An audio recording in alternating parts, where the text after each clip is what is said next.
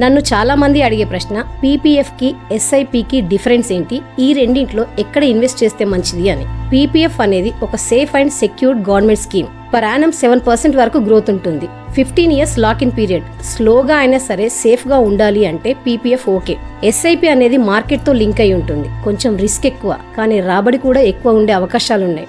Long term లో invest చేస్తే 12% అంతకంటే ఎక్కువ గ్రోత్ ఉండే అవకాశాలున్నాయి. ఫర్ ఎగ్జాంపుల్, ఒక నెలకి 7,500 అంటే సంవత్సరానికి 90,000 చొప్పున 15 సంవత్సరాలు పీపీఎఫ్ లో ఇన్వెస్ట్ చేస్తే 15 సంవత్సరాల తర్వాత 24,40,926 రూపాయలు వస్తాయి. అందులో మీరు కట్టేది 13,50,000 అంటే 10,90,926 రూపాయల లాభం. ఇంతే సేమ్ అమౌంట్ ని ఎస్ఐపిలో ఇన్వెస్ట్ చేస్తే 15 ఇయర్స్ తర్వాత 35,69,485 రూపాయలు వస్తుంది. అంటే 22,19,485 రూపాయల లాభం.